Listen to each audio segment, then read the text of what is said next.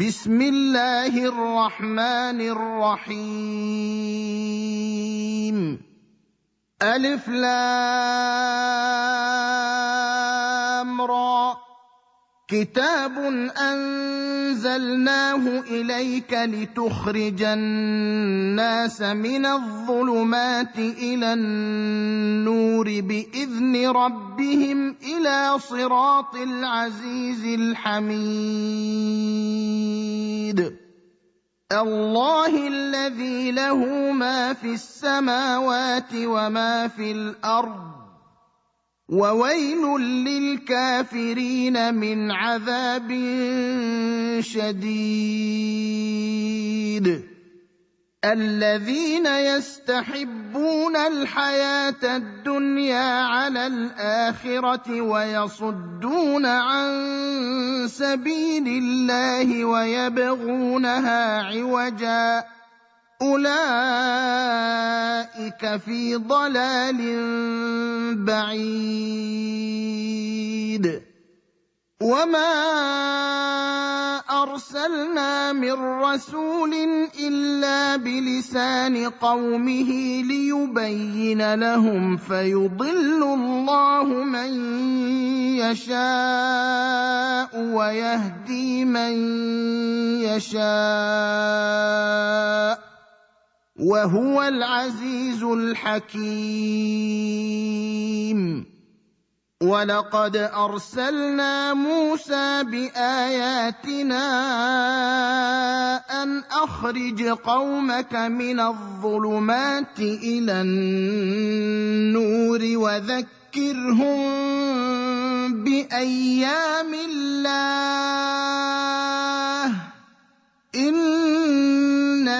الحمد لله رب العالمين والصلاة والسلام على سيد المرسلين محمد وعلى آله وصحبه أجمعين رب اشرح لي صدري ويسر لي أمري واحلل عقدة من لساني ويفقهوا قولي. آج کا ہمارا درس جو ہے سورہ ابراہیم آیت نمبر 32 سے شروع ہو رہا ہے. اعوذ باللہ من الشیطان الرجیم بسم اللہ الرحمن الرحیم اللہ الذي خلق السماوات والأرض وأنزل من السماء ماء فأخرج به من الثمرات رزقا لكم وسخر لكم الفلك لتجري في البحر بأمره وسخر لكم الأنهار وسخر لكم الشمس والقمر دائبين وسخر لكم الليل والنهار. دوسرا ہمارا درس اس بات پر ختم ہوا تھا کہ میرے بندوں کو کہہ دو کہ میرا شکر ادا کرو اقامت صلاۃ، اور اقامت صلاۃ سے مراد فرض نمازیں. جو بھی ہم نے نعمتیں عطا کی ہیں اور اختیار دیا تھا کہ آپ کی ضمیر پر منحصر ہے چھپے ہوئے خیرات کریں یا اعلان دیا قبل اس کے کہ ہلاکت ہونے کے بعد پھر ایسا موقع نہیں ملے گا. اب یہ بتایا جا رہا ہے کہ یہ نعمتیں جو اللہ تبارک تعالیٰ کی ہم پر کی گئی ہیں، کوئی بھی ہو انسان، یہ بے شمار ہیں. ذرا ان نعمتوں پر غور کریں کہ ہم کن کن نعمتوں سے فائدہ اٹھا رہے ہیں، اور اس کے بعد میں پھر نعمتوں کا شکر گزاری کے طور پر ایک مثالی نمونہ پیش کیا جائے گا.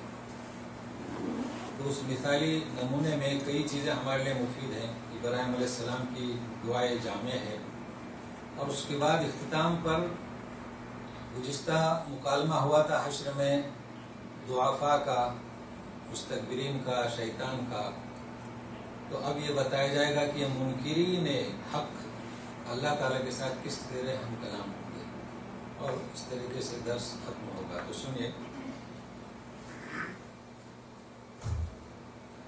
اعوذ باللہ من الشیطان الرجیم. شروع کی ہم نے اللہ الذی خلق السماوات والارض. اللہ ہی ہے جس نے آسمان و زمین کی تخلیق کی، اور اس سلسلے میں سیر حاصل بحث ہو چکی ہے۔ اس کے بعد نعمت آسمان سے پانی نازل کیا۔ پانی کے بارے میں برسات سبھی جانتے ہیں کہ کس قدر بڑی نعمت ہے، رحمت بارہ کہتے ہیں رحمت، اور ہر انسان اس کی جانتا ہے کہ برسات سے کیا فوائد ہیں۔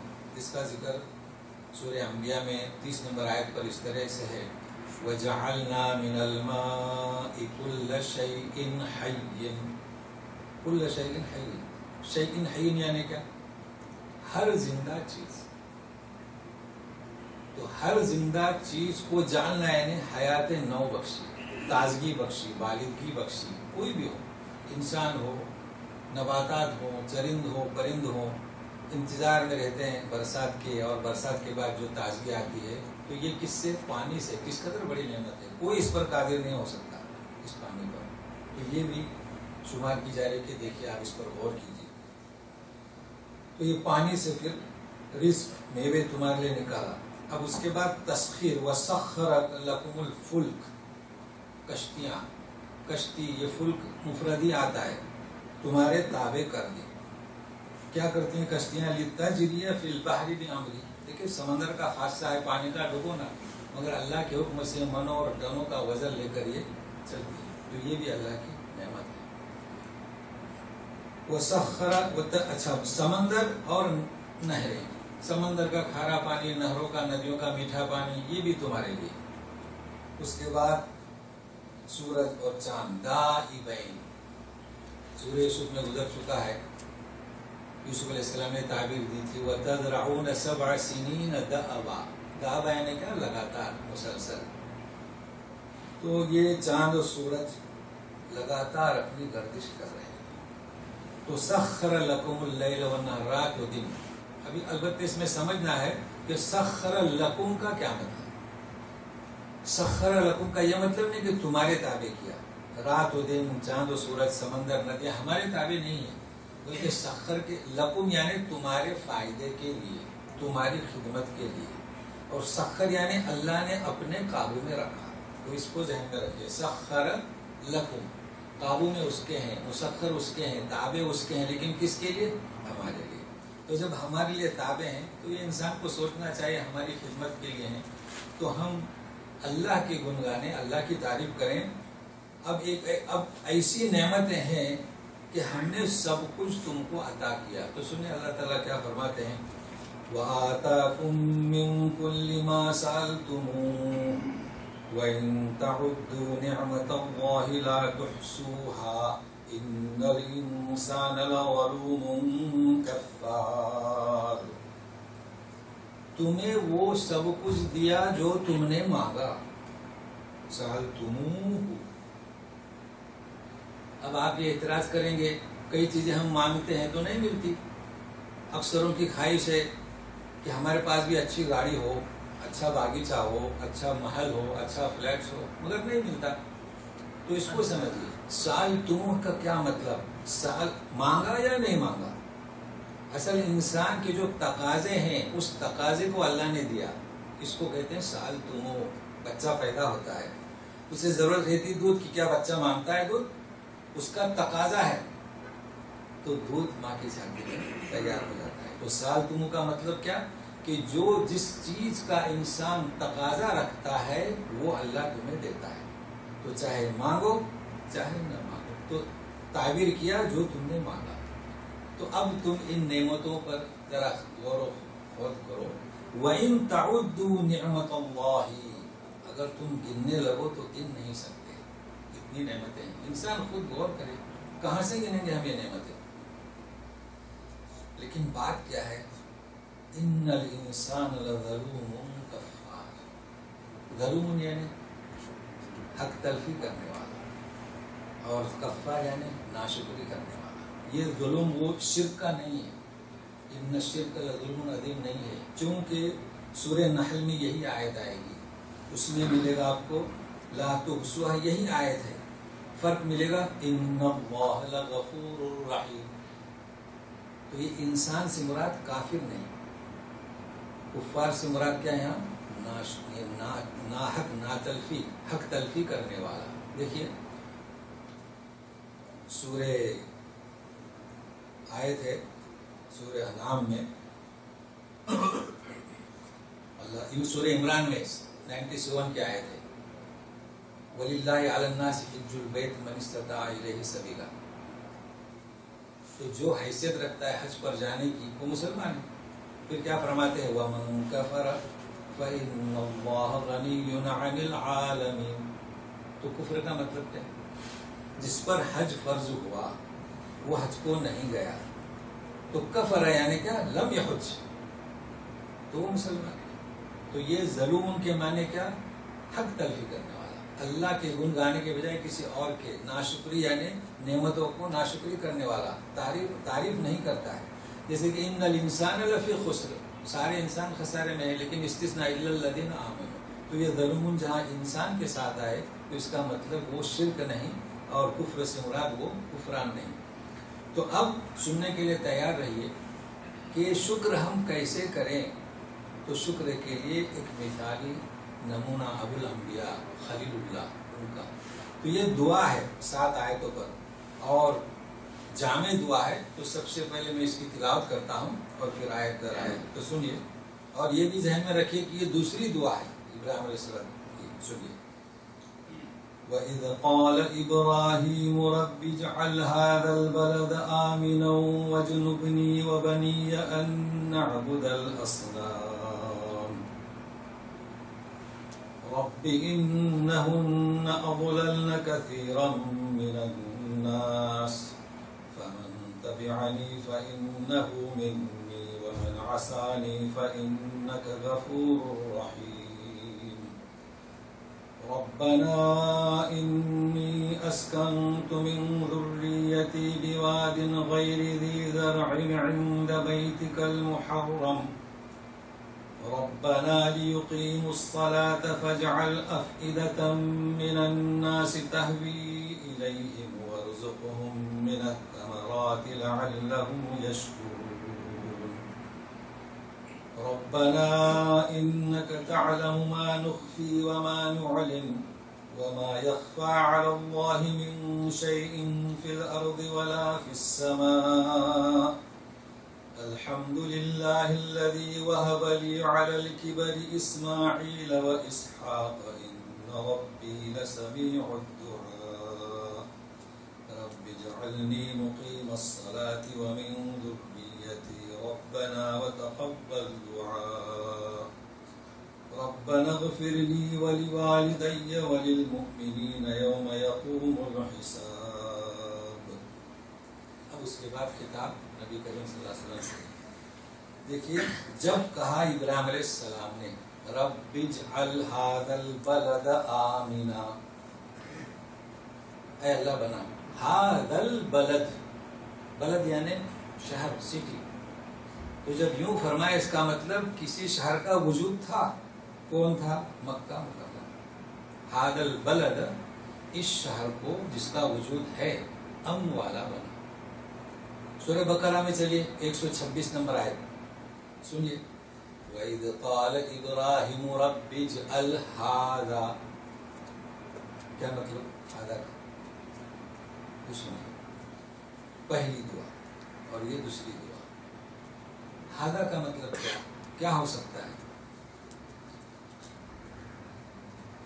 جب اللہ تبارک تعالیٰ کا حکم ہوا کہ اپنے بیٹے اور بیوی کو لے جائیے جہاں پر میرا گھر ہے جو طوفان نوح میں غرق ہو چکا ہے، اسے آباد کرنا ہے، وہاں بسائیے۔ آ رہے تھے لے کر، حاجرہ پوچھ رہی تھی یہ کس کا حکم ہے؟ اللہ کا حکم ہے۔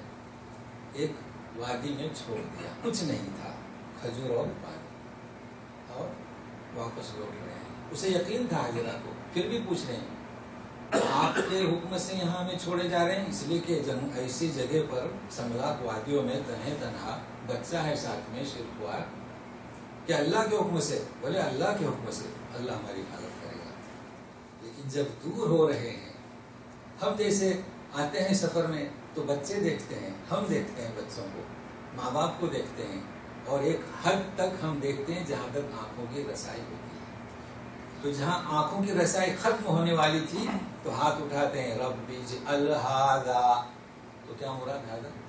یہ خالی جگہ، اس کو جہاں تیرا گھر ہے، ابھی تو پتہ نہیں کہاں گھر تھا، بلدن آمنا، تو فرق ہوا، ہادل بلد آمنا یعنی اس شہر کو، ہادہ اس میں اشارہ، البلد مشار الیہ مبتدا ہو گیا یہ شہر کو، اور جہاں کا ہادہ اس کو کیا بنا، بلدن آمنا، تو وجود نہیں تھا، اس فرق کو سمجھے۔ اب آمنا یعنی کیا، امن والا، تو اس میں چار باتیں، امن کون سا، امن عام، امن خاص، امن مکلف، امن غیر مکلف، کون سا امن؟ ساری دنیا میں امن ہے، آپ کہیں بھی جائیے، ایئرپورٹ سے اور بسوں کے اسٹانوں سے آپ کو سیکورٹی ملے گی، پولیس کے اہلکار ملیں گے، شکایت کرنے کا نظم ہوگا، اسے کیا کہیں گے، اسے امن عام کہیں گے۔ یہ وہ عام امن نہیں تھا، بلکہ کون سا تھا، امن خاص۔ وہ کیا خاص امن تھا؟ نبی کریم صلی اللہ علیہ وسلم نے فرمایا، احرم المکۃ ابراہیم وانا احرمت المدینہ، یہ جو حرم کہتے ہیں نا، حرم مکی، حرم مدینہ یعنی کیا، مقدس، یعنی ایسی امور، ایسے افعال جو ہمارے لیے مباح ہیں، جائز ہیں، ان حدود میں حرام، اس لیے اس کا نام کیا، مقدس، یعنی احترام زیادہ۔ تو وہ کیا احترام، کیا مقدس، ان حدود میں، انسان ہو، چاہے چرند ہو، چاہے پرند ہو، چاہے نباتات ہو، کوئی بھی ہو، چاہے گری ہوئی چیز ہو، اٹھا نہیں سکتے۔ امن خاص، اگر کسی کے باپ کا قاتل ہے تو یہ ان میں رسوم تھے کہ باپ کے قاتل کو پکڑ کے قتل کرتے تھے، لیکن اگر اسے ان حدود میں نظر آیا اسے گرفتار نہیں کیا جاتا تھا، اگر کوئی چور بھاگ گیا گرفتار نہیں کر سکتے تھے۔ امن، ومن دخلہ کان آمنا، یہ ہے امن۔ انسان پریشان ہے، شکاری بھاگ کر حدود میں داخل ہوا، ختم، اب اسے بھگانے کا انتظام بھی نہیں کرے گا کہ باہر نکلے، امن۔ اور نباتات بھی، درخت کا کاٹنا بھی منع، صرف ایک گھاس کو ابن عباس نے اجازت چاہی، وہ ازخر والی، اس کو چھتوں میں لگاتے تھے برسات سے محفوظ ہونے کے لیے، یہ ہے کہ کوئی اضطراری صورت ہو، مگر یہ ساری چیزیں، یہ حرم مکی ہو چاہے حرم مدنی ہو، تو یہ امن۔ اچھا، دوسری بات غور سے سنیے، کون سا تکلیفی، یعنی جسے ہم کہتے ہیں مکلف یا تکلیف، جانتے ہیں تکلیفی؟ تکلیف یعنی کیا، ہم مکلف ہیں، افعل لا تفعل، کرو یا نہ کرو، نماز پڑھنا ہم مکلف ہیں، کیا مطلب، پڑھو نہ پڑھو، کوئی جبر ہے۔ ایمان لانے پر ہر انسان مکلف ہے، ایمان لاؤ مت لاؤ۔ اس کے مقابلے میں کیا، کون، اذا شاء ان یقول له کن فیکون، ہو جاتا تو ہو جاتا ہے۔ موسیٰ علیہ السلام کو حکم تھا کہ ڈنڈا لٹھیاں مارو، کیا تھا، تکلیفی، ابھی مارو، فرعون کو سامنے آنے کے بعد مارو، لیکن دریا کو کیسا حکم تھا، تکوینی، کون، جب عصا مارے تو ہو جا باہر راستے۔ تو حرم جو مقدس ہے یہ تکلیفی ہے یا تکوینی؟ آپ کہیں گے تکوینی، اس لیے کہ ابرہہ نامی بادشاہ جب حملہ کیا تھا تو گول آیا تھا جھن کا جھن، تو مان لیجئے وہ چونکہ اللہ کے کعبے کو ڈھانے آیا تھا، اللہ کے ساتھ دشمنی کرنے آیا تھا۔ باقی خانہ کعبہ، ان کی احترام، یہ تکوینی نہیں بلکہ کیا، تکلیفی، آپ مکلف ہیں، احترام کرو نہ کرو۔ یہی وجہ ہے کہ کعبہ شریفہ میں کئی حادثات پیش آئے۔ میں آپ کو ایسی چیزیں بتاتا ہوں کہ اکثر الناس سے لا یاد ہے۔ سنیے، سب سے پہلے جو کعبہ شریف میں ہوا ہے، کوئی دوسرے نہیں تھے، ہمارے ہی لوگ، بنو امیہ۔ جس وقت مکہ شریف کے والی تھے عبداللہ بن زبیر، جو خارجی پیدا ہوئے تھے نا عثمان غنی سے، حضرت علی کے زمانے سے، تو مکے پر انہوں نے حملہ کیا ہے، اور جو انگار لگی ہے تو حجر اسود جو جنت کا پتھر سفید تھا، کیسا تھا، سفید، جسے حضرت ابراہیم نے اپنے ہاتھ سے بٹھایا تھا، پھر اس کے بعد نبی کریم صلی اللہ علیہ وسلم کو شرف ملا، آپ نے بٹھایا تھا، وہ جھلس گیا، اور ایسا کہ اس میں شگافیں پڑ گئی، 3 ٹکڑوں جیسا۔ پھر اسے عبداللہ بن زبیر میں پہلی وہ شخصیت ہے کہ چاندی کے خور میں، اس نوعیت کا نہیں، اس زمانے کا رکھ دیا۔ اس کے بعد دولت کرامتہ، اس میں کا ایک شخص کرامتی طاہر کہتا کہ نحن المؤمنون، کیا کہتا تھا؟ نحن المؤمنون، ہم مؤمن ہیں، ایسے خارجی۔ اس نے اس حجر اسود کو چرایا اور بحرین میں 20 سال رکھا۔ کتنے سال؟ 20 سال۔ یہ 319 کا واقعہ۔ پھر اس 20 سال کے بعد اور ایک شخص آیا، اگر آپ اسے توفیق دی تو اس نے بحرین سے واپس کیا۔ لیکن 368 میں پھر واقعہ پیش آیا، ایک رومی، اس نے آ کر اسے توڑا چوری کرنے کے لیے تاکہ ٹکڑے ٹکڑے چھپا سکے، لیکن پکڑا گیا۔ پھر اس کے بعد میں 414 ہجری میں ایک عجمی آیا، اس نے بھی چورانے کی کوشش کی، تو یہی اس کو توڑ توڑ کے اس کے چورے ہو گئے۔ اس کے بعد شاہ سعود کے زمانے میں یہ جو آپ دیکھ رہے ہیں نا، اگر موقع ملے تو دیکھیے کہاں بوسا دے رہے ہیں، چاندی کے خول پر یا کنکریوں پر، وہ کنکریوں جیسا ہے۔ تو یہ تکلیفی ہے، تکلیفی تھا، تکلیفی اسے کہیں گے، کونی نہیں اس کا احترام۔ تو بہرحال یہ بات چل رہی تھی کس سے کہ اس کی حرمت تکلیفی ہے، ہم جس کا اس کا احترام کریں گے ہمیں اس کا اجر ملے گا۔ تو یہ حرمت امن جو ہے اس کا اس طریقے سے، تو یہی افسوس ہے آج بھی ایک جماعت پائی جاتی ہے، وہ کیا کہتی ہے کہ نحن المؤمنون، یہ پتھروں کی کیا پوجا کرتے ہو، وہ اسے ہٹانے کی کوشش میں، مگر انہیں معلوم ہونا چاہے کہ جس کی حفاظت اللہ کرے اس شمع کو کون بجھا سکتا ہے، انہیں یہ معلوم ہونا چاہیے۔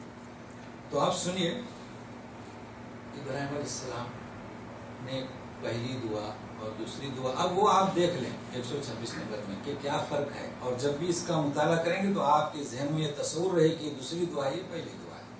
میں نے ایک جھلک بتلا دی، وَجْنُبْنِي وَبَنِيَّ أَن نَعْبُدَ الْأَصْنَامَ، مجھے اور میرے اولاد یعنی پوتے، نواسیاں، یہ سب اولاد میں آئے اصنام کی عبادت سے، چونکہ ان کے ذہن میں تھا، آنکھیں کھولی تھی، تو حاضر کیا کرتے تھے؟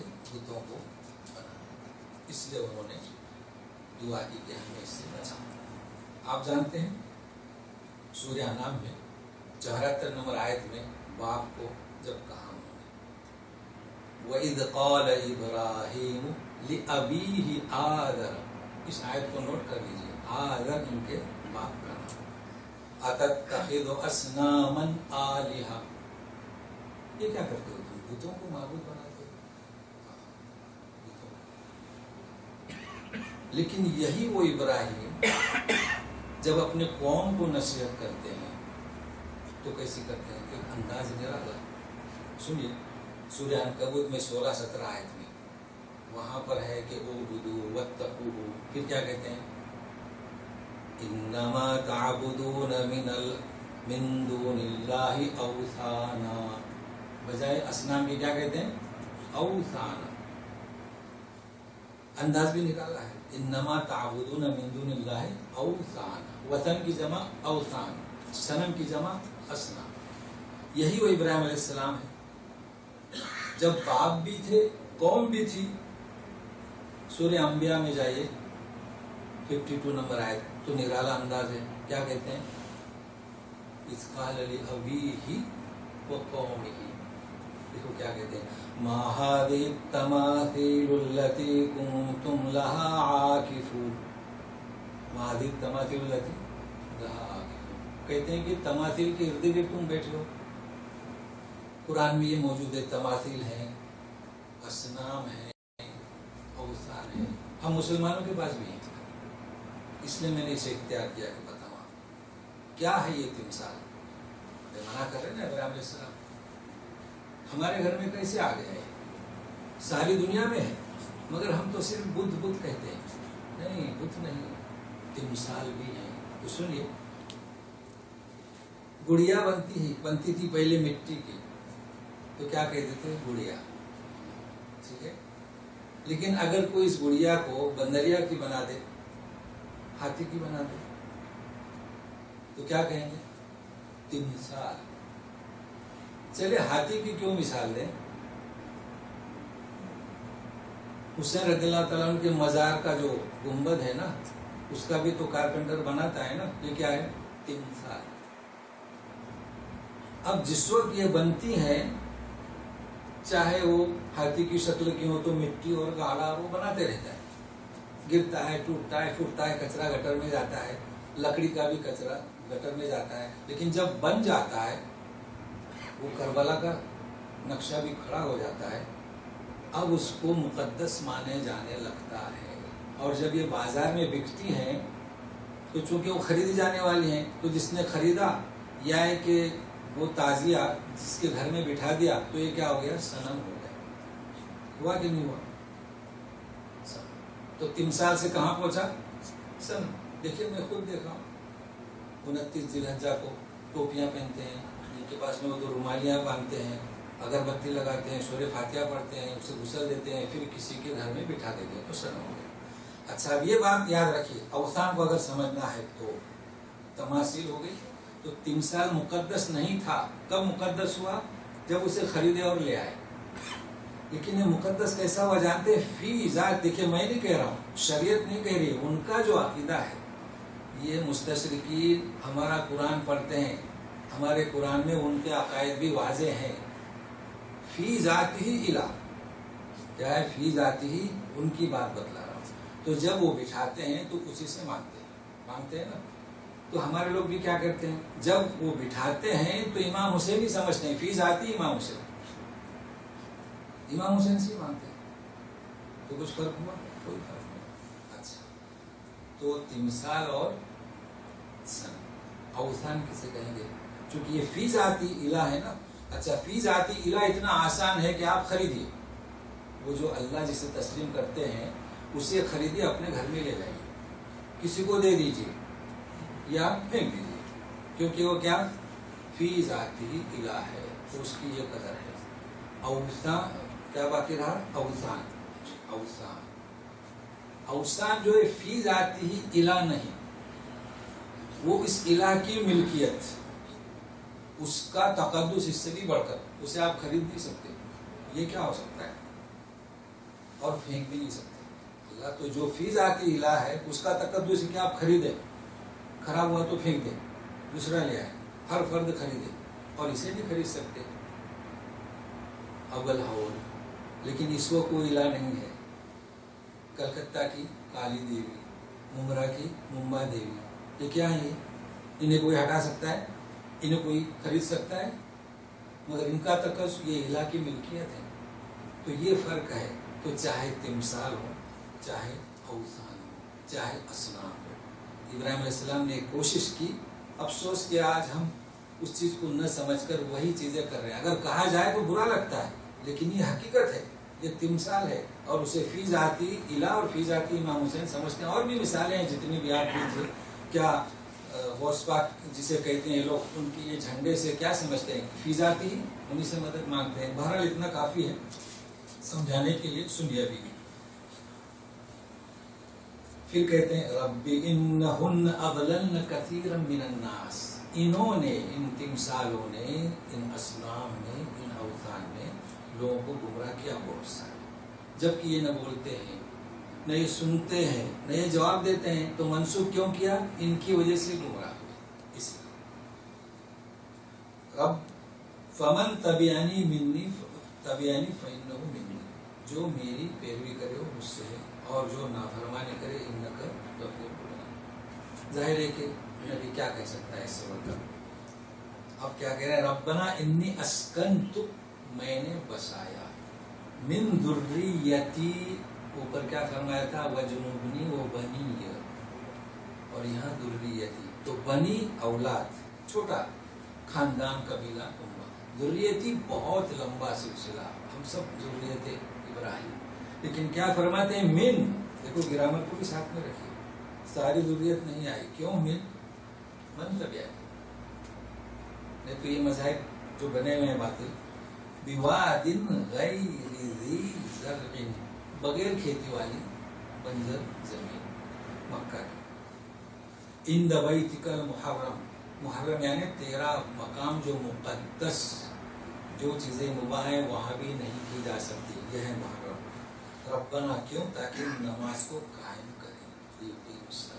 فجعل افئدۃ من الناس، تو بنا دے لوگوں کے قلوب، لیکن من الناس فرمایا، افئدۃ الناس نہیں. یہ من کیا مطلب؟ من اگر سارے افئدۃ الناس ہوتے تو ہندو مت، بدھ مت، یہودی مت، مسیح مت سب آتے، مگر آتے ہیں من الناس. تو کیا کمن تبیانی، تو یہ من کا کرشمہ ہے کہ بعد، تو کون سے؟ کمن تبیانی. تحوی الیہم، ان کے دل مائل ہوں ان کی طرف. دیکھیں آ رہے نا لوگ، کہیں کے بھی ہوں، کالے ہوں گورے ہوں، مگر آئے ہیں، مائل ہو رہے ہیں مکہ کی طرف. وَارْزُقْهُم مِّنَ الثَّمَرَاتِ، اور انہیں بطور روزی میوے دے، لَعَلَّهُمْ يَشْكُرُونَ، تاکہ شکر ادا کریں. کون سے میوے؟ موسم سرما کے بھی ہیں، گرما کے بھی ہیں، خزاں کے بھی ہیں، بہار کے بھی ہیں، سب ہیں. سال بھر یہ رزق یہاں، یہ نعمت ہے. اب یہ دعا تو کرتے ہیں، پھر کیا دل کی حالت جہاں بسایا اپنے بچوں کو، کیا کہتے ہیں؟ ربنا انک تعلم ما نخفی وما نعلن، کہ تو ہی جانتا ہے جو ہم نے چھپایا اور ظاہر کیا، ہم اس سے زیادہ کیا مانگیں، یعنی جو تقاضے ہیں تو بہتر جانتا ہے. وما يخفى على الله من شيء في الارض ولا في السماء. اب اس کے بعد تعریف، الحمدللہ الذی، تعریف اس اللہ کی جس نے بخشا مجھے بڑھاپے میں اسماعیل و اسحاق. وہاب کے معنی کیا؟ بغیر کسی مقابل کے، ہم نے نہ کوئی نذرانہ پیش کیا، نہ کچھ، اس کے عبادت کر کے کہا کہ ہمیں دیجیے بخشش، ہبہ، اسے کہتے ہیں ہبہ. اولاد جو ملتی ہے وہ ہبہ، اس لیے کہ اتنی عمر میں اولاد کا ملنا. ان ربی لسمیع الدعاء، میرا رب خوب دعا کو سننے والا ہے. اب سنیے، اب دعا مانگ رہے ہیں. رب اجعلنی مقیم الصلاۃ ومن ذریتی، مجھے نماز کا قائم کرنے والا، اور ومن ذریتی، یہ کون ہوں گے؟ ذریتی، ومن تبیانی، قائم رکھنے والا. ربنا وتقبل دعا، اور ہماری دعا کو قبول کرنا. پھر سنیے، ربنا اغفر لی، اگر ہم سے کوتاہی ہو رہی ہے تو معاف کر دے. ولی والدی، یعنی والدینی، ماں باپ، ٹھیک ہے. وللمؤمنین، اور سارے مومنین. یوم یقوم الحساب، جس دن حساب و کتاب ہو تو میرا بھی خیال رکھنا، میرے والدین کا بھی خیال رکھنا، اور مومنین کا. مومن کو تیسرا درجہ دیا، کیا بات ہے. سنیے، جن کے ماں باپ موجود ہیں وہ سنیے، نہیں ہے تو بچوں کو سنائیے. کیا ہوتا ہے باپ؟ یہ نبی ہیں، کیا ہیں؟ نبی. نبی ہوں تو باپ کا احترام، جب دعا کرتے ہیں تو یاد کس کو کیا؟ جیسے کہ طریقہ ہے، نی انا والدین، بھولے تو چاہے نبی ہوں، پھر یہ سائنسدان اور مفتی اور ڈاکٹر اور بیرسٹر اور منسٹر، ان کو کیا کرنا چاہیے؟ یہ کیا ہے؟ والدین کا قرض ہے. کس کا قرض ہے؟ والدین کا. والدین کو کبھی نہیں بھولنا چاہیے. اس لیے یہ سب مقدم کون ہے؟ والدین. یہ سنت ابراہیم سکھائیے، سیکھیے. مگر اور بھی سنیے، سورہ مریم میں جائیں. سورہ مریم جانتے ہیں والد کیسے ہیں؟ جانتے ہیں؟ کہا کہ یا ابراہیم انت راغب ان آلہتی، تم میرے بت سے نفرت کرتے ہو. لارجمنک، یہ ہے، کیا ہے؟ یہ ہے، یعنی کیا؟ پتھر مار مار کے ہلاک کر دوں گا. وہجرنی ملیا، کیا کہتے ہیں؟ چھوڑ دوں گی، چھوڑ جاؤ. اب پتھر سے ماروں، بہتر ہے کہ نظر سے اوجھل ہو جاؤ. یہ کہہ رہے ہیں. اب بتائیے، یہ دوسری سنت. باپ ہے، کہتا ہے کہ گھر چھوڑ دو. آج کل کسی کو کہہ دے تو کہتے ہیں شکوہ شکایت، کیا کہہ رہے ہیں؟ سلام علیک. کیا کہہ رہے ہیں؟ وہ کہہ رہے گھر چھوڑ کے چل جاؤ. کہہ رہے ہیں سلام علیک یا اللہ. سأستغفر لك ربی. سلامی نہیں، میں میرے رب سے تیرے لیے مغفرت چاہتا رہوں گا. انہ کان بی حفیظا. وہ میرے ساتھ تو بہت بردبار ہے. دیکھا، یہ ہے ہمارے نصیحت. اب رہا سوال، آپ کہیں گے کہ یہ کیسے؟ وہ کیا تھے؟ بت پرست تھے. تو سن سورہ توبہ 114 وما كان استغفار إبراهيم لأبيه إلا عن موعدة وعدها إياه. یہ کیوں کہتے تھے؟ یہ تو ایک وعدہ تھا ان سے کیا تھا. فلما تبين له أنه عدو لله تبرأ منه. جب یہ جان گئے کہ یہ تو اللہ کا دشمن ہے تو برات رہے گا. تو ہم اسی کو نہ دیکھیں، سب سے پہلے یہ دیکھیں کہ فطرت انسانی کیا ہے. اور جب انہیں معلوم ہوا کہ منہج نبوت کا دشمن، یعنی منہج نبوت کا انکار کرنے والا، نبی جو صحیفہ لے کر آتا اس کا انکار کرنے والا کون ہے؟ کافر نہیں. کافر تو معمولی اللہ کا دشمن. کیا فرماتے اللہ تعالیٰ؟ عدو للہ، اللہ کا دشمن. تو جب اللہ کا دشمن ہے تو برات ظاہر ہے. ٹھیک ہے، تو یہ ہمیں درست ہے. پھر بھی اخلاقیت سے اسلام نے منع نہیں کیا. ہدایت کی دعا کر سکتے ہیں. اگر کسی کے والدین مومن نہیں ہیں، اللہ کے دشمن ہیں، تو ان کے لیے ہدایت کی دعا کر سکتے ہیں، استغفار کی نہیں. لیکن ان کا حق باقی رہے گا. تو پھر جن کے والدین مسلمان ہیں، جو والدین مان لیجئے کہ پڑھے لکھے نہیں ہیں، ہمارے پاس ڈگریاں ہیں بڑی بڑی، یا ہے کہ نمازی نہیں ہے، ہم بڑے نماز پڑھنے والے ہیں، تہجد پڑھنے والے ہیں، پھر بھی باپ کا حق اس سنت سے، کبھی سنت ابراہیمی سے اپنا. وَلِلْيَوْمَ يَقُومُ الْحِسَابُ. اب یہاں سے اس کے بعد شروع ہوتا ہے، سنایا جا رہا ہے قریش کو. لیکن سنیے کہ نبی کریم صلی اللہ علیہ وسلم کو دلاسا بھی دیا جا رہا ہے کہ یہ منکرین، یہ دشمنان اسلام، آپ یوں سمجھ رہے ہیں کہ ان کو ایسے ہی چھوڑ دیا جائے گا؟ نہیں. سنیے وَلَا تَحْسَبَنَّ اللَّهَ غَافِلًا عَمَّا يَعْمَلُ الظَّالِمُونَ إِنَّمَا يُؤَخِّرُهُمْ لِيَوْمٍ تَشْخَصُ فِيهِ الْأَبْصَارُ. آپ اے رسول ایسا گمان نہ کریں کہ اللہ تعالیٰ یہ جو ظالم کرتے ہیں ان سے بے خبر ہے. نہیں، خبر رکھتا ہے. ظالم سے مراد کیا؟ جنہوں نے نبوت کا انکار کیا ہے، کافر. اچھا، پھر انہیں مہلت کیوں دی جا رہی ہے؟ لیوم تشخص فیہ الابصار. اس دن کے لیے جس دن آنکھیں پھٹی کی پھٹی رہنا ہے. اور کیا ہوگا؟ مہطعین مقنعی رؤوسہم لا یرتد الیہم طرفہم وافئدتہم ہواء. مہطعین تیز رفتاری سے، ایک تو آنکھیں پھٹی کی پھٹی، تیز دوڑیں گے، مقنعی رؤوسہم سر اوپر اٹھائے ہوں گے، اور ایسی چکا چوند ہو جائیں گے خوف زدہ ماحول سے کہ اپنے جسم کو بھی نہیں دیکھ پائیں گے، اور دل بھی ان کے ہوا ہو جائیں گے، گھبراہٹ. تو سنیے وَأَنذِرِ النَّاسَ يَوْمَ يَأْتِيهِمُ الْعَذَابُ فَيَقُولُ الَّذِينَ ظَلَمُوا رَبَّنَا أَخِّرْنَا إِلَىٰ أَجَلٍ قَرِيبٍ نُجِبْ دَعْوَتَكَ وَنَتَّبِعِ الرُّسُلَ أَوَلَمْ تَكُونُوا أَقْسَمْتُم مِّن قَبْلُ مَا لَكُم مِّن زَوَالٍ.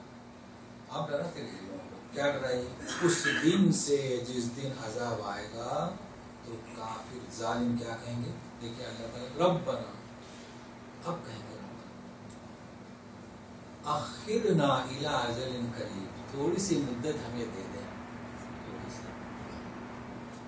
نجب دعوتک، تو نے جو دعوت ہمیں دی اب ہم اسے قبول کریں گے. ونتبع الرسول، رسولوں کی پیروی کریں گے. یہ مکالمہ کن کا؟ دشمنان اسلام. جواب کیا ملے گا؟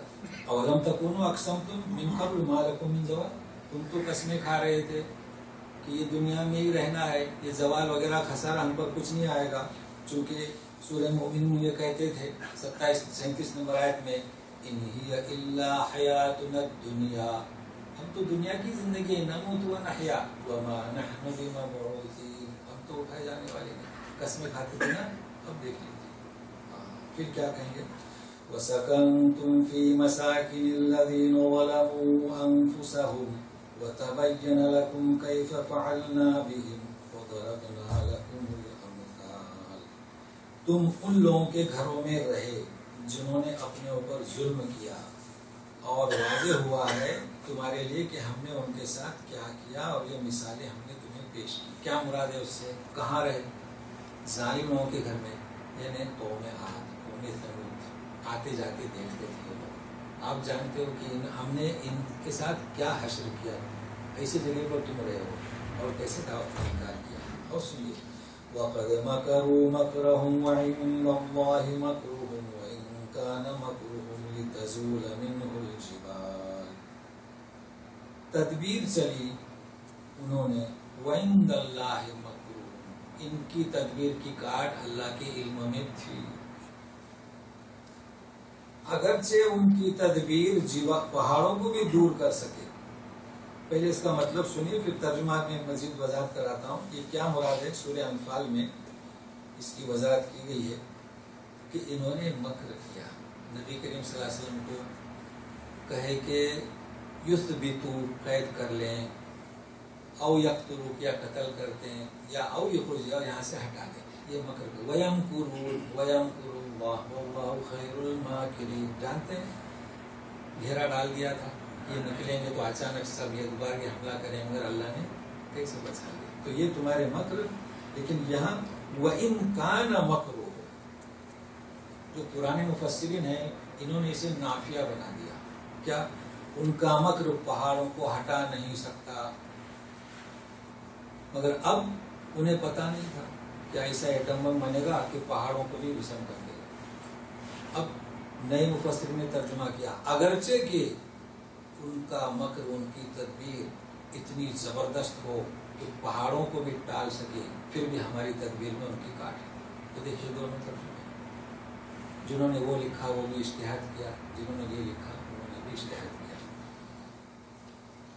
فَلَا تَحْسَبَنَّ اللَّهَ مُخْلِفَ وَعْدِهِ رُسُلَهُ إِنَّ اللَّهَ عَزِيزٌ انتقام، تو آپ ایسا نہ سمجھیں کہ اللہ تعالیٰ نے جو رسولوں کے ساتھ وعدہ کیا ہے اس کی مخالفت نہیں کرے گا، مطلب یہ بچے ہیں اس لیے کہ قیامت میں ان کی گرفت ہو۔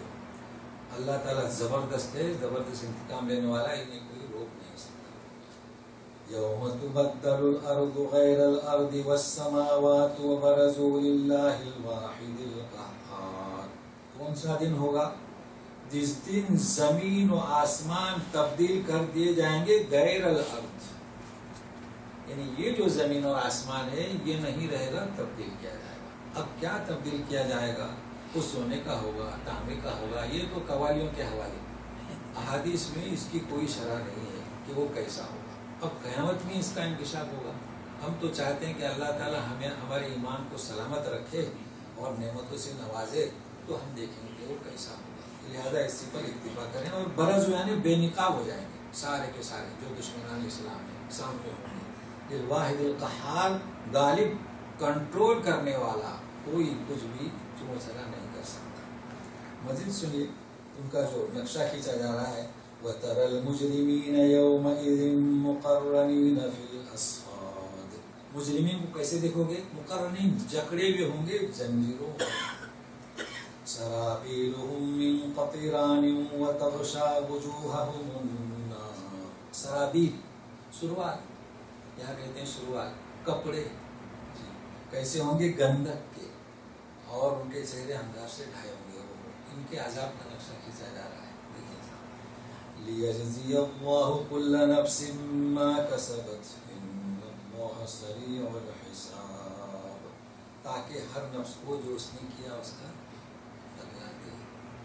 سریع الحساب کیا ترجمہ کرتے ہیں؟ ان اللہ سریع الحساب، جلدی نہیں، اللہ جلد حساب لینے والے میں معنی کیا ہوتے ہیں کہ 1 گھنٹے میں ہونے کا 10 منٹ میں، تو جلدی نہیں ہے۔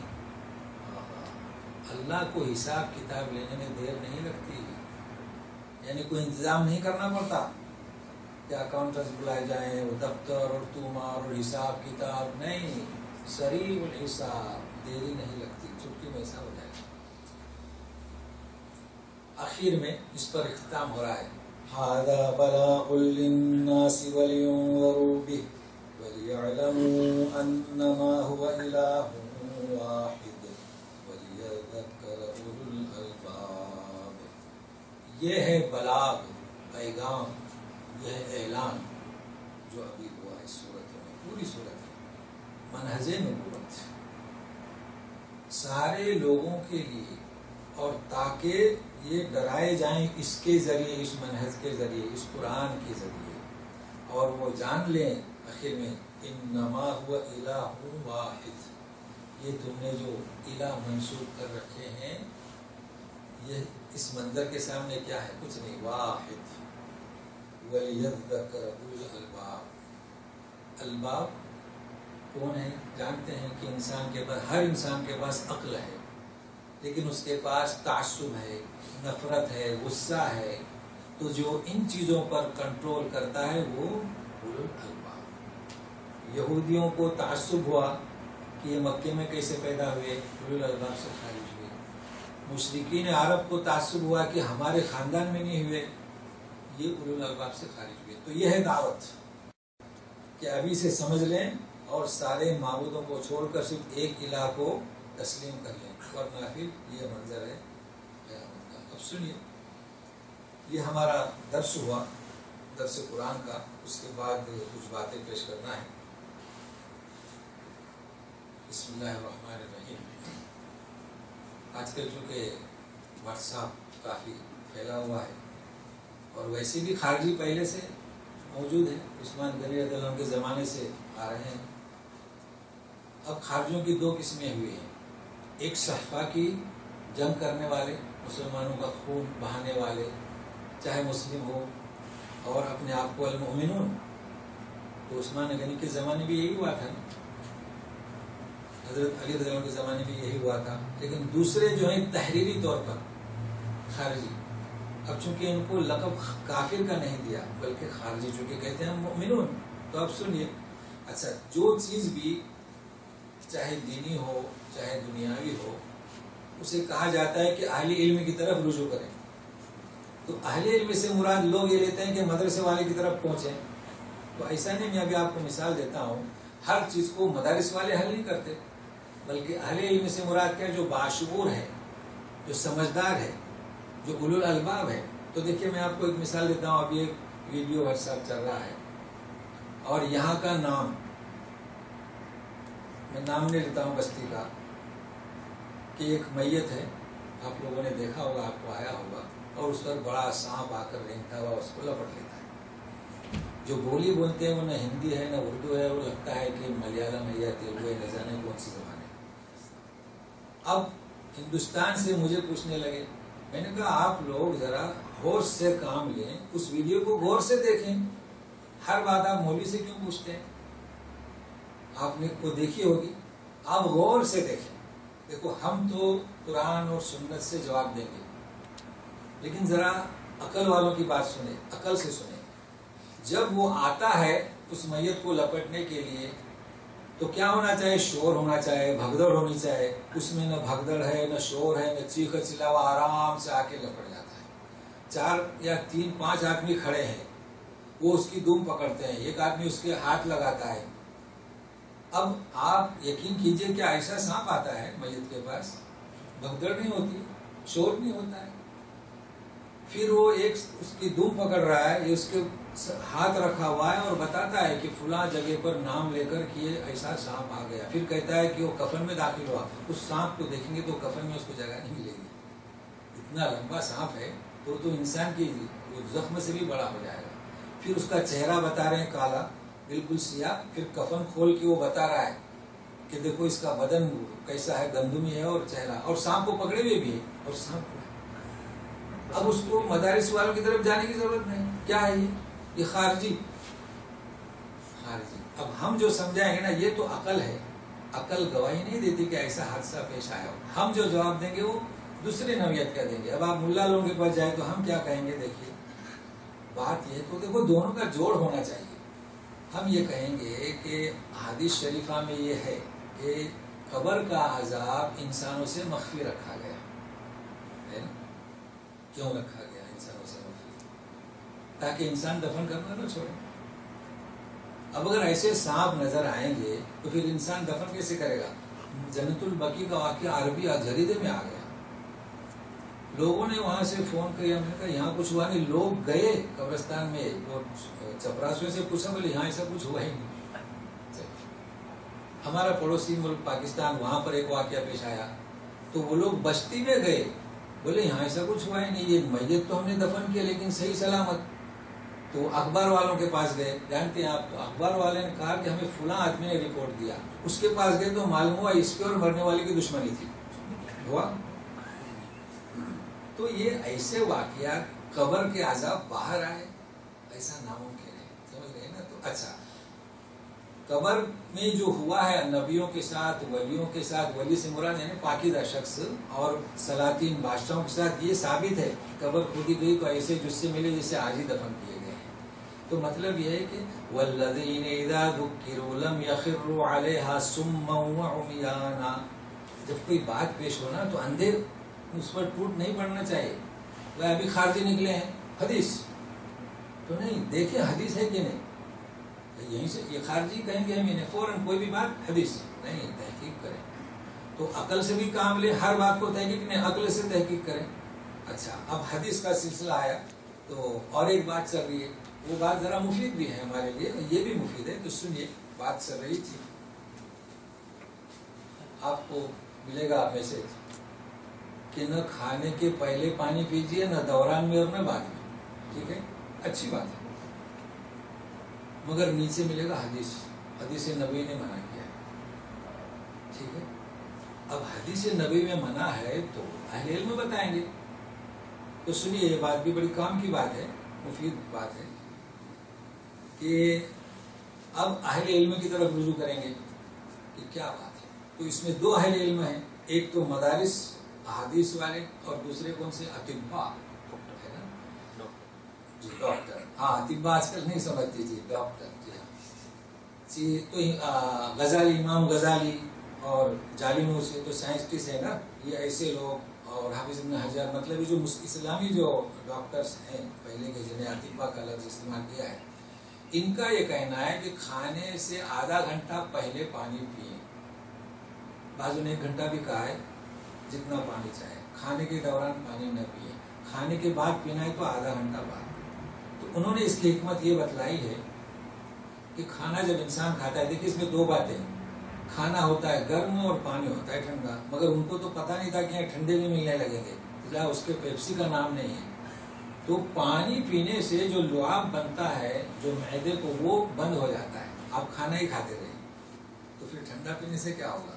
تو یہ آج کل بیماریاں کیوں ہوتی ہیں؟ بیماری ہمارے کھانے میں ہی بیماریاں ہوتی ہیں. تو یہ انہوں نے لکھا اور یہ حقیقت ہے. آپ تجربہ کیجئے کہ کھانے سے پہلے پانی پیجئے, کھانے کے بعد.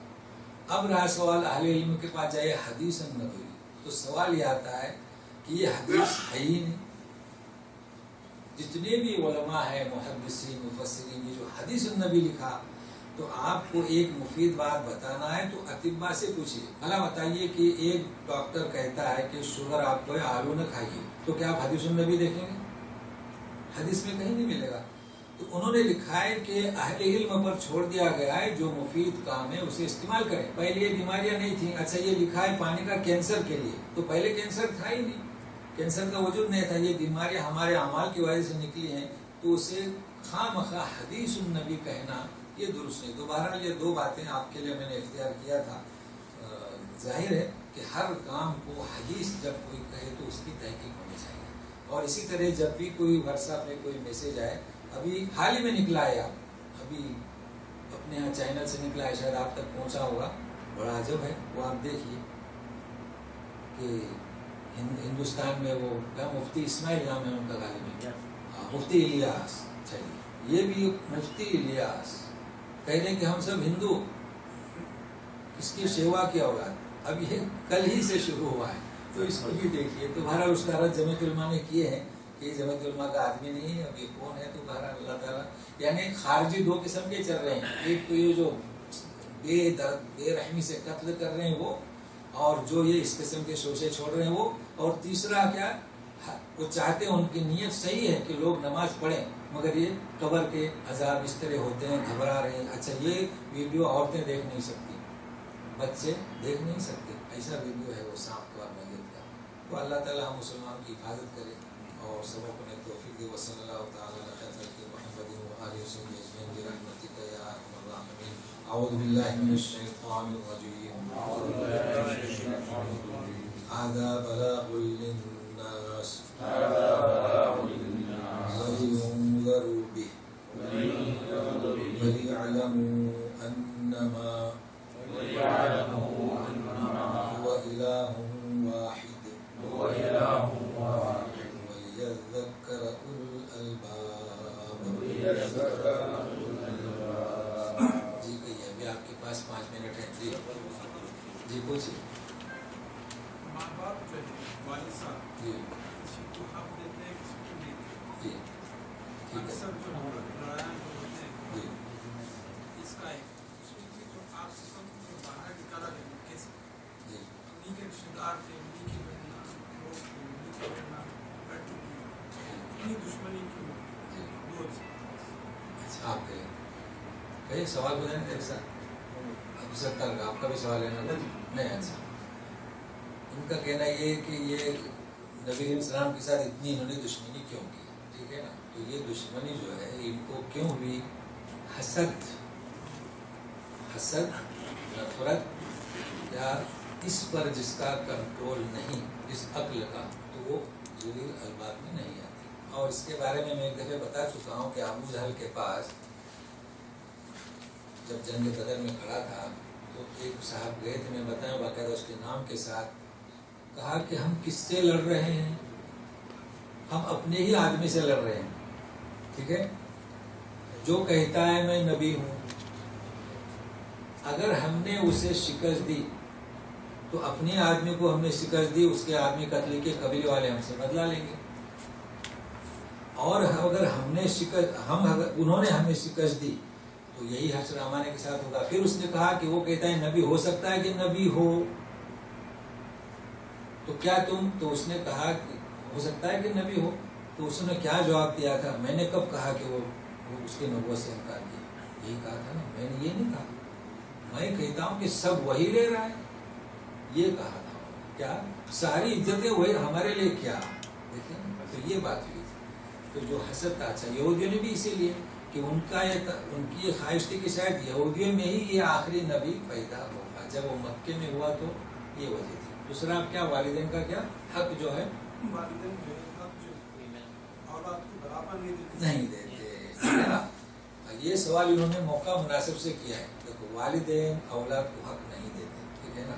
پہلی بات یہ کہ والدین اولاد کو حق کیوں نہیں دیتے؟ اس لیے کہ ان کو معلومات نہیں کہ قرآن میں کیا ہے، ٹھیک ہے نا؟ یہ تو ہمارے معاشرے کی خامی ہے، وراثت کی تقسیم ہوتی ہے، لڑکیوں کو نہیں دیتے، لڑکوں کو برابر میں۔ ابھی کبھی ایسا ہوتا ہے کہ باپ بیٹوں کو ہی دے دیتا ہے، لڑکیوں کو پوچھتا ہی نہیں، معلومات ہی نہیں، کیونکہ جتنے کیسز میرے پاس آئے ان کو پتہ ہی نہیں کہ وراثت کیا ہوتی ہے۔ وراثت ہر ایک کا حصہ ہوتا ہے، اور سورہ نساء میں وہ درج ہے، تو باپ کو بھی پتہ نہیں یہ چیزیں۔ اچھا اب رہا سوال کہ باپ بچوں کو نہیں دیتا تو بچوں نے کیا کرنا چاہیے، صحیح ہے نا؟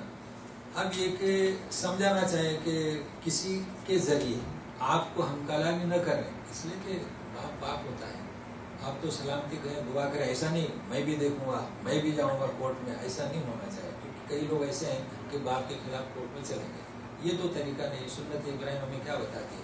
کسی محترم شخصیت کو پکڑیں کہ ابا سے کہیں کہ مجھے بھی کچھ دے دیں، بس، چونکہ وراثت میں دینے کا، وہ حصہ دینے کا وہ ذمہ دار ہے، ٹھیک ہے نا؟ ہم نے تو اس میں پریشان ہونے کی ضرورت نہیں۔ اور کہیے مولانا جو ابراہیم علیہ السلام نے دعا کی جی شہر کو امن کا شہر بنا جی تو بلد جو استعمال ہوا شہر کا لفظ، جی جبکہ وہاں کچھ بھی نہیں تھا، ہاں تو یہ شہر انہوں نے پہلے سے کیوں کہا؟ ہاں پہلے اس لیے کہا کہ اپنے بچوں کو بسایا، اور اللہ تعالیٰ نے کہا تھا کہ یہاں میرا گھر ہے، تو ان کی یہ چاہت تھی۔ سوال سمجھ رہے نا کہ بلد کیوں کہا؟ کریا کیوں نہیں کہا؟ کہ تیرا گھر اور میری اولاد وہاں بسی ہے، تو کریا اگر کہتے بستی اور بلد تو بلد میں ساری چیزیں مہیا رہتی ہیں، اس لیے بلد کہا. سمجھ رہے ہیں نا، یعنی سٹی جسے کہتے ہیں. تو گاؤں میں، بستی میں اور سٹی میں فرق ہے. تو انہوں نے جامع دعا کی کہ اس کو شہر بنا. پہلے یوں کہا کہ ہاذا بلد، شہر بنا، اور پھر شہر کے بعد پھر جامع دعا کہ امن والا بنا. کیسے؟ اتنی دعا کرنے کے باوجود بھی جیسا آپ اسلم کے زمانے میں اتنا ہاں جیسا آپ ہسٹری بتائیں کہ کعبۃ اللہ کے حجر اسود کو بھی جو ہے نا نہیں بچا. ہاں کہ یہ دعا کرنے کے باوجود بھی یہ کیوں ہوا؟ ہاں، ان کا سوال سمجھ میں آئے نا کہ انہوں نے اتنی دعا کی. اس کے تو میں نے دو چیزیں آپ کو بتائیں، تکلیفی یا تکوینی. جسے آپ کہیں گے مکلف یا قوم. یہ جو اس کا امن ہے یہ کیسا ہے؟ تکلیفی ہے، کر مت کر. تکوینی نہیں کہ ہو جا امن. سمجھ رہے نا اس چیز کو جو میں نے کہا تھا؟ تو تکلیفی ہے، اس لیے ایسا ہوا اور ہوتے رہے گا، لیکن اللہ جی ہاں ام القریٰ وہ اس لیے نام رکھا. بہت اچھا ہے، انہوں نے یہ صحیح دیکھے، کیونکہ آپ کہیں گے کہ ام القریٰ، تو ام القریٰ کے معنی کیا؟ جتنی بستیاں ان کی ماں. تو ان کی ماں کون ہوتی ہے؟ شہر. اماں جان تو بڑی ہو گئی نا، آٹومیٹک بڑی ہو گئی. تو ام القریٰ یعنی بستیوں کی ماں نہیں، بستیوں کی ماں. تو جو بستیوں کی ماں ہوتی ہے وہ کیا ہوتا ہے؟ ام جو ہے بلد ہوتی ہے، مرکز. یعنی ان کو کیا کہیں گے؟ مرکز، سینٹر. بہت اچھا. اور ایسے سوالات کرتے رہیں. مکہ بھی تو کہا گیا ہے. مکہ بھی بات اس کا نام، مکہ اس کا نام، اس کو آپ کر دیے مکہ. نام اس کا مکہ کر دیے اس کو مکہ. ایک روایت ہم لوگوں نے بہت ہے کہ ایک کوئی میت جو ہے حرم کے اندر ہاں جنازے ہاں ہاں وہ کسی بھی دروازے سے لے جاتے تھے نہیں. پھر آپ لوگ بات کرتے ہیں کہ ایسا گناہ گار تھا یا کیا تھا، کسی دروازے سے بھی واپس کرتے تھے نہیں جاتا. پھر وہ آپ اس کو کہا کہ اس کو جنازہ ہاں ایسا سنا ہے، ایسا سنا ہے. وہ اصل میں کیا ہے کہ ہاں اس میں کچھ حقیقت ہے. نہیں، اب وہ تو اس وقت کے اخبار دیکھنے چاہیے نا کہ ہو سکتا ہے جیسے کہ جنت البقیع کا واقعہ کچھ نہیں ہوا، کچھ نہیں ہوا، وہ لکھ دیتے ہیں. اور یہ کیا باہر جاتی ہے نا، باہر پریشان کی جنت البقیع میں ایسا واقعہ ہوا، ایسی سانپ کا. تو لوگ گئے نا وہاں ملنے.